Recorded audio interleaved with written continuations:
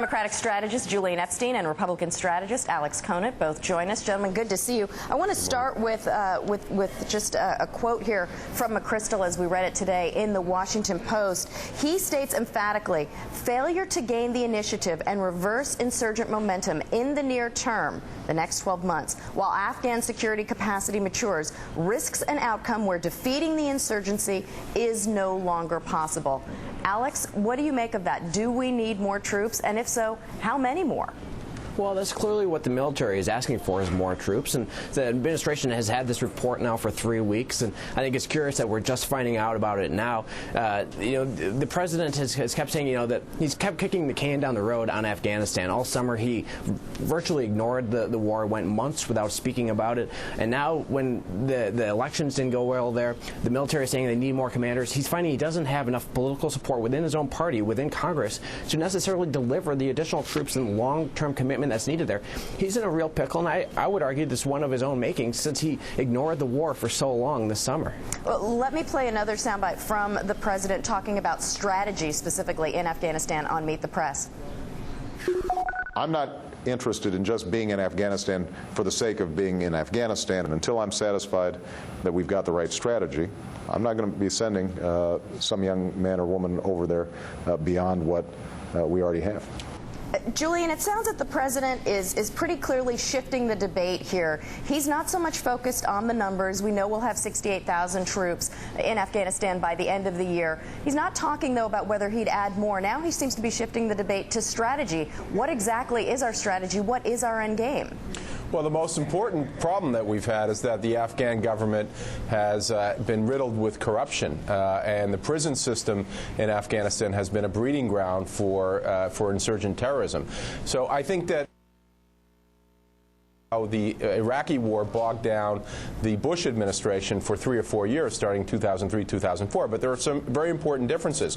The first important difference is that this administration will recognize early, I think, unlike the Bush administration in Iraq, that you need to invest now in order to avoid having to kind of pay later. So make the commitment on troops early in the process when you see it going south. The second difference in Afghanistan is that the U.S. is very popular inside Afghanistan, and the Taliban is very unpopular. They've done a number of polls, and the U.S.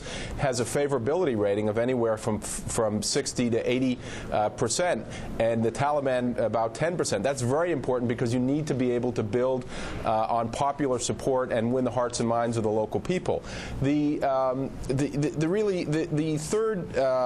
third kind of difference is that this administration has been able, unlike the previous administration, to achieve bipartisan support. Lindsey Graham came out yesterday and basically said that the administration has been doing the right thing in Afghanistan. I think there's clearly now a need for a troop increase to about 130,000, but the administration is really pushing the Afghanis to step up to the plate and increase their security forces to 400,000. So this is, at the end of the day, this is going to have to be something that's won or lost by the Afghanis, but the U.S. is going to have to play a very, very important role, and I think the administration will, learning from the lessons of the last administration, step up a troop increase sometime in the next year or so. Well, Alex, you talked about the administration, you talked about the president letting this linger too long through the summer, but you've got many critics out there who are saying the Bush administration let this linger far too long in Afghanistan, and that's why we are where we are.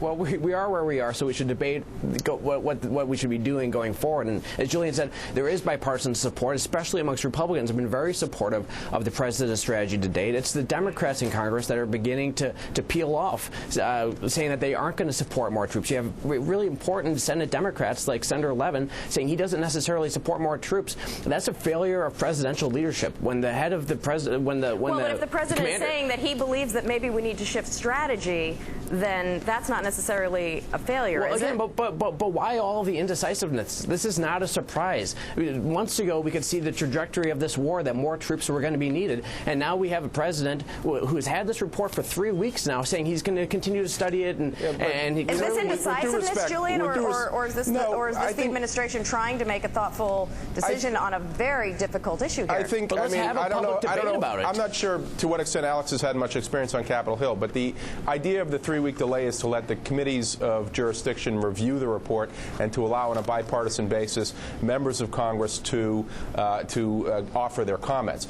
So secondly, I think that Alex is very anxious. Clearly the president needs to get out and talk about Afghanistan, and he has not done that. Okay. So Alex is very keen on playing politics here, and I think the fact that the Republicans played politics on the Iraqi war actually ended up hurting them politically. All right, we're going to have to let it end there, gentlemen. Democratic strategist Julian Epstein and, of course, Republican strategist Alex Conant. Gentlemen, thank you.